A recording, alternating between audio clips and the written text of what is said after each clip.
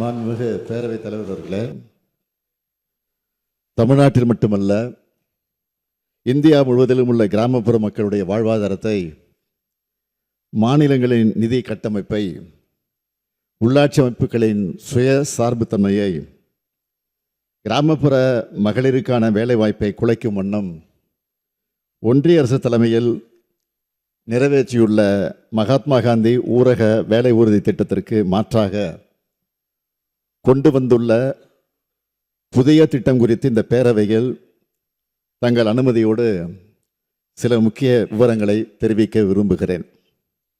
மாண்புமிகு பேரவைத் தலைவர் அவர்களே, தமிழ்நாட்டில் உட்கட்டமைப்பு வசதிகளை ஏற்படுத்தும் திட்டமாக இருந்தாலும், நலிவுற்ற மக்களின் வாழ்வாதாரத்தை உயர்த்தும் திட்டமாக இருந்தாலும், அனைத்து திட்டங்களும் இது மாநில அரசினுடைய திட்டம், ஒன்றிய அரசின் திட்டம் என்ற பாகுபாடு இல்லாமல் திறம்பட செயல்படுத்தி வருகிறது. ஒன்றிய அரசின் பல முன்னோடி திட்டங்களில் இந்திய அளவில் தமிழ்நாடு அரசின் செயல்பாடுகள் முதன்மையாக இருப்பதோடு பல்வேறு ஒன்றிய அமைச்சர்களின் பாராட்டுதல்களையும் தொடர்ந்து பெற்று வருகிறது.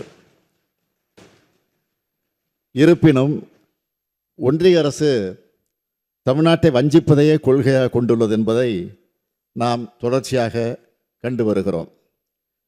எந்த ஒரு ஒன்றிய அரசின் திட்டமானாலும் பணி முன்னேற்றத்திற்கு ஏற்ப நிதி விடுவிப்பதை செய்யாமல் உடனடி நிதி விடுவிப்பதை வேண்டுமென்றே தவிர்த்து காலதாமதத்தை ஏற்படுத்தி தமிழ்நாட்டின் வளர்ச்சியில் மாற்றாந்தாய் மனப்பான்மையோடு ஒன்றிய அரசு தொடர்ந்து செயல்பட்டு வருகிறது.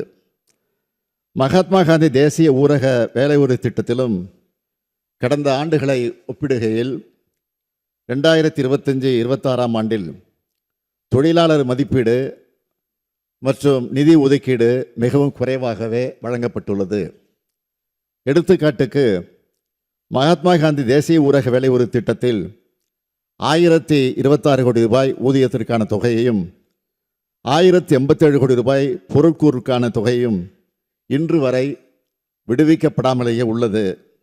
ஒவ்வொரு ஆண்டும் இதே நிலைதான்.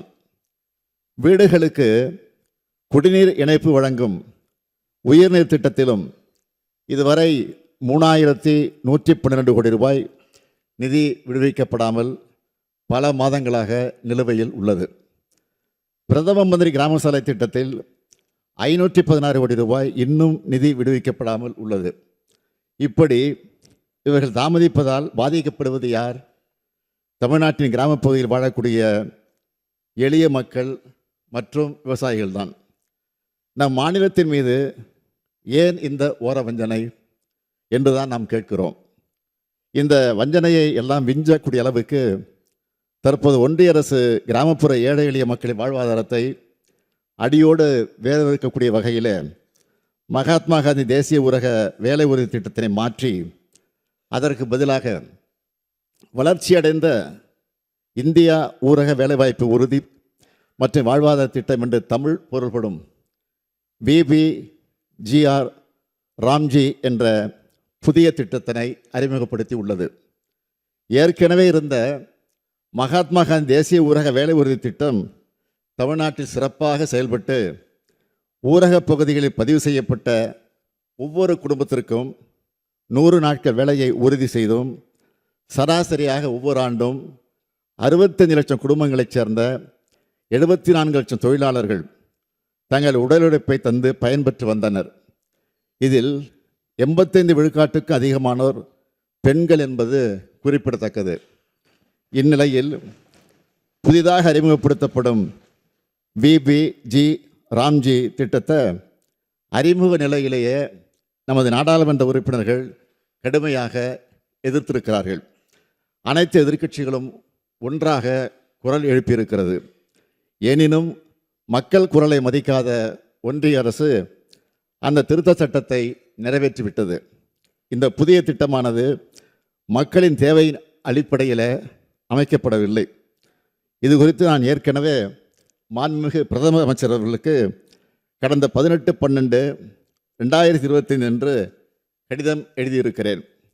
மாண்புமிகு பேரவைத் தலைவர் அவர்களே, இந்த புதிய வளர்ச்சியடைந்த இந்தியா ஊரக வேலை உறுதி மற்றும் வாழ்வாதார திட்டத்தின் கீழ் வேலைவாய்ப்புக்கான உரிமை என்ற அடிப்படையில் இல்லாமல் ஒன்றிய அரசால் நிர்ணயிக்கப்பட உள்ள உத்தேச ஒதுக்கீட்டின்படி வேலை வழங்கக்கூடிய நிலை ஏற்பட்டுள்ளது.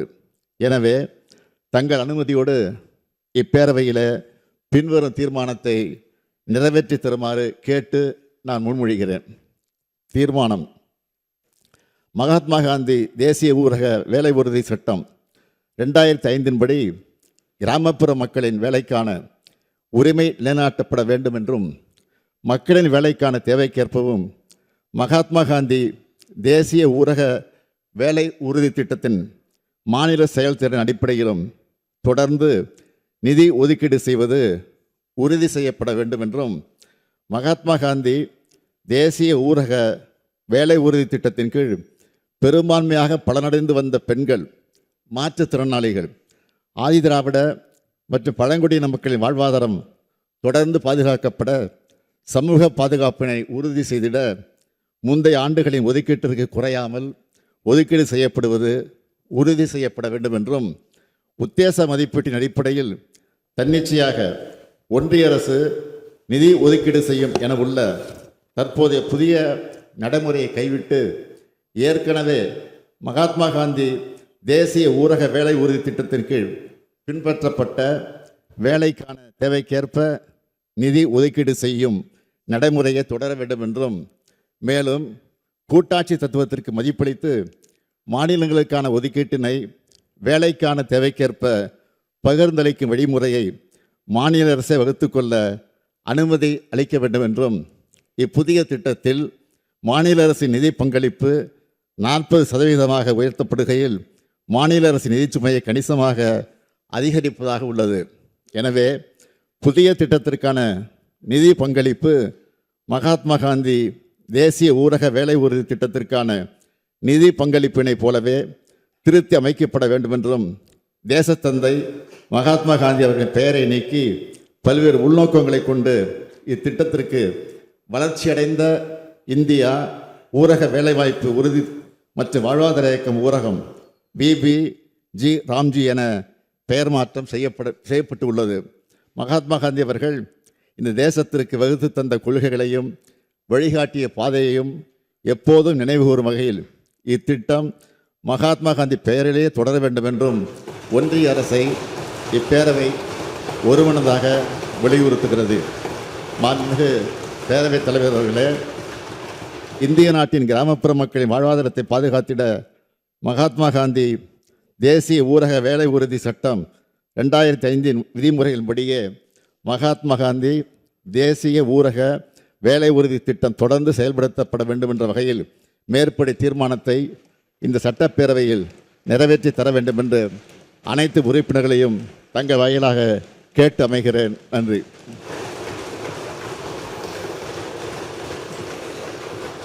மாண்புமிகு முதலமைச்சர் அவர்கள் கொண்டு வந்திருக்கின்ற தனி தீர்மானம் நம்முடைய மாண்புமிகு பாரத பிரதமர் புதிதாக கொண்டு வந்திருக்கின்ற திட்டத்தின் பாதிப்புகளை குறித்து மிகச்சிறப்பாக சொல்லியிருக்கின்றார்கள். ஆகவே இதை நிறைவேற்றும் முகமாக மாண்புமிகு உறுப்பினர்கள் தங்களுடைய கருத்துக்களை சுருக்கமாக சொல்ல வேண்டும் என்று கேட்டு, மாண்புமிகு பேரவைத் தலைவர் அவர்களே, நம்முடைய மாண்புமிகு முதலமைச்சர் அவர்களால் கொண்டு வரப்பட்ட தனி தீர்மானத்தின் மீது பாட்டாளி மக்கள் கட்சியின் சார்பில் சில கருத்துக்களை நான் கூற விளைகிறேன். நடுவண் அரசின் சார்பில் 20 ஆண்டுகளுக்கு முன்னால் அறிவிக்கப்பட்ட திட்டம். இந்த திட்டம் மகாத்மா காந்தி தேசிய ஊரக வேலை உறுதியளிப்பு திட்டம் என்ற பெயரால் காந்தியடிகளுக்கு பெருமை சேர்க்கிற திட்டமாகவும், அதே நேரத்தில் இது கிராமப்புற பொருளாதாரத்திற்கு மேம்பாடு காணக்கூடிய திட்டமாகவும் அமைந்திருந்தது. 20 ஆண்டு காலத்தில் ஏறக்குறைய 80 விழுக்காட்டுக்கு மேலே கிராமப்புற பெண்கள் எங்கு பார்த்தாலும் ஏரிகளா, குளங்களா, குட்டைகளா, சாலை ஓரங்களா நாம் செல்லுகிற நேரங்களில் 100 நாள் வேலை எங்களுக்கு இல்லையே, இன்னும் வேண்டும் வேண்டும் அதிகமாக கேட்டுக்கொண்டிருந்த நிலையை நாம் பார்த்து கொண்டிருக்கிறோம். இப்படி கூறுவதற்கு காரணம், கிராமப்புறத்தில் இருக்கிற பெண்கள் தினமும் வேலைக்கு செல்லக்கூடிய நேரத்தில் அந்த குடும்ப வருமானம் உயர்கிறது, கிராம பொருளாதாரம் மேம்படுகிறது. ஆக இப்படி கிராமப்புற பொருளாதாரத்தை மேம்படுத்துகிற, குடும்ப வருமானத்தை உயர்த்துகிற இந்த திட்டம் என்பதும், அதே நேரத்தில் நமது நாட்டின் விடுதலைக்கு பாடுபட்ட, விடுதலை போராட்டத்திற்கு தலைமையாகி விடுதலை பெற்று தந்த அண்ணல் காந்தியடிகள் பெயரால் அமைந்திருக்கிற திட்டத்தை மாற்றி அமைப்பது என்பது எல்லோருடைய மனதையும் புண்படுத்துவதாகவே நாம் பார்க்கிறோம். ஏன் காந்தியடிகள் பெயரை மாற்ற வேண்டும் என்ற கேள்வியும் எழுகிறது. ஆகவே முதலமைச்சர் அவர்கள் கொண்டு வந்திருக்கிற இந்த தனி தீர்மானத்தின் மீது நான் சொல்லிக்கொள்ள விரும்புவது, மத்திய அரசு இந்த திட்டத்தை பெயரை மாற்றாமல் மீண்டும் மறுபரிசீலனை செய்ய வேண்டும். தமிழ்நாடு ஒட்டுமொத்த இங்கே முதலமைச்சர் அவர்கள் கொண்டு வந்திருக்கிற தீர்மானம் என்பது ஒட்டுமொத்த தமிழ்நாட்டு மக்களின் சார்பில் கொண்டு வந்த தீர்மானமாகவே நான் கருதுகிறேன். ஆகவே தமிழ்நாட்டு மக்களின் சார்பிலும் தமிழக அரசின் சார்பிலும் பாட்டாளி மக்கள் கட்சியின் சார்பிலும் நான் நடுவண் அரசை வலியுறுத்துவது, இந்த திட்ட அறிவிப்பை நீங்கள் திரும்ப பெற வேண்டும் என்று வலியுறுத்தி மாண்புமிகு முதலமைச்சர் அவர்கள் கொண்டு வந்திருக்கிற இந்த தனி தீர்மானத்தை பாட்டாளி மக்கள் கட்சியின் சார்பிலே வரவேற்று அமர்கிறேன். மாண்புமிகு பேரவைத் தலைவர் அவர்களே, மகாத்மா காந்தி தேசிய ஊரக வேலைவாய்ப்பு உத்தரவாத திட்டத்தை ரத்து செய்த ஒன்றிய அரசு மீண்டும் அதே திட்டத்தை அப்படியே கொண்டு வர வேண்டும் என்று அதற்கான சிறப்பான காரியங்களோடு விளக்கமளித்து தீர்மானத்தை நம்முடைய முதலமைச்சர் அவர்கள் முன்மொழிந்திருக்கிறார்கள். அந்த தீர்மானத்தை மனிதநேய மக்கள் கட்சியின் சார்பாக நான் வழிமொழிகின்றேன். மாண்புமிகு பேரவைத் தலைவர் அவர்களே, நான் ஜனவரி மாதம் 23ஆம் தேதி இந்த தீர்மானத்தை இந்த மாபெரும் அவையிலே நிறைவேற்றியிருக்கின்றோம். இன்னும் 7 நாட்களில் ஜனவரி 30 வருகிறது. ஜனவரி 30 அன்று தேசபிதா காந்தியடிகள் 1948ஆம் ஆண்டு ஒரு பிரார்த்தனை கூட்டத்திலிருந்து வரும்போது நாத்துராம் கோட்சேயால் சுட்டு கொல்லப்பட்ட அந்த நினைவும் நமக்கு வருகிறது. கோட்சேயை போற்றுகிறவர்கள், அதே போல் கோட்சேயினுடைய அந்த சதி திட்டத்தில் பங்கேற்ற சவாக்கருடைய படத்தை நாடாளுமன்றத்தில் வைத்தவர்களுக்கு விடுதலை பெற்ற காலத்திலிருந்தே காந்தியடிகள் மீது மிகுந்த ஒரு வெறுப்புணர்வு இருந்தது. அந்த வெறுப்புணர்வினுடைய வெளிப்பாடாகத்தான் மகாத்மா காந்தி அவர்களுடைய பெயரில் இருக்கக்கூடிய இந்த திட்டத்தை பெயரை மாற்றியிருக்கிறார்கள். அந்த திட்டத்தையும் மாற்றியிருக்கிறார்கள். ஒரு ஒன்றிய அரசு ஒரு திட்டத்தை ஒரு மாநிலத்தில் செயல்படுத்த முனையும் போது அந்த திட்டத்திற்கான நிதி, அதை பற்றி நாடாளுமன்றத்தில் சட்டம் இயற்றப்படும் போது அந்த நிதியை சுமப்பது ஒன்றிய அரசின் பொறுப்பு தானே தவிர மாநில அரசின் பொறுப்பு அல்ல என்று நம்முடைய முதலமைச்சர் சொல்லவில்லை, அரசமைப்பு சட்டம் சொல்கிறது. அரசமைப்பு சட்டத்தை மதிக்காத பாஜக, மகாத்மா காந்தியடிகளை மதிக்காத பாஜக இந்த மகாத்மா காந்தி தேசிய ஊரக திட்டத்தினுடைய பெயரை மாற்றி இது நிச்சயமாக அரசமைப்பு சட்டத்துக்கு விரோதமான ஒரு நடவடிக்கை.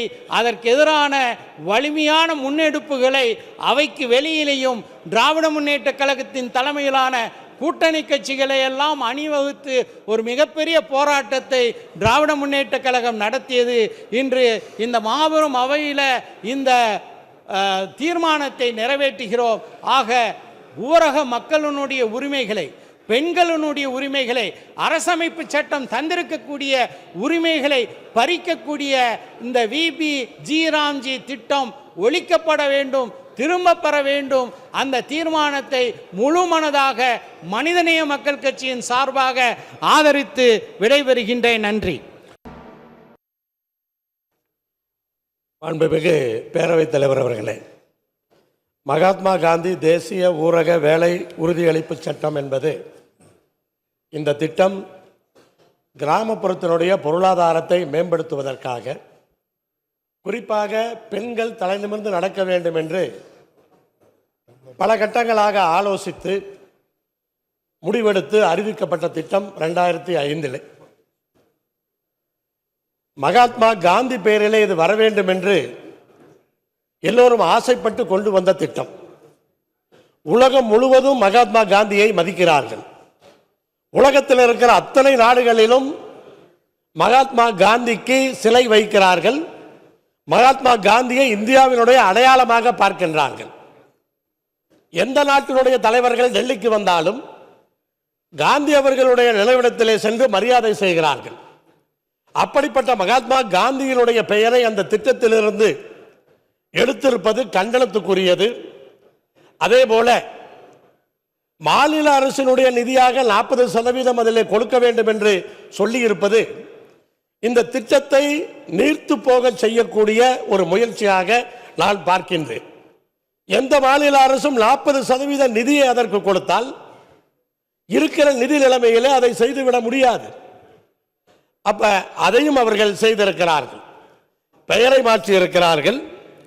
இந்த 40% மாநிலத்தினுடைய பங்களிப்பை அதிலே போட்டிருக்கிறார்கள். இந்த இரண்டையும் மறைப்பதற்காக 125 நாட்கள் என்று அறிவித்திருக்கிறார்கள். சென்ற ஆண்டிலே 50 நாட்களே கொடுக்கப்படவில்லை. பல ஊர்களிலே 50 நாட்கள் கொடுப்பதற்கே அவர்கள் நிதி தரவில்லை. வேலை செய்ததற்கே நிதி வருவதில்லை. அப்படிப்பட்ட சூழ்நிலையில் 125 நாள் என்று அவர்கள் அறிவித்திருப்பது ஒரு ஏமாற்று வேலையாகவே நான் பார்க்கின்றேன். இந்த இரண்டு விஷயங்களை மறைப்பதற்காக, மக்கள் மனதிலிருந்து எடுப்பதற்காக அதை அறிவித்திருக்கிறார்கள்.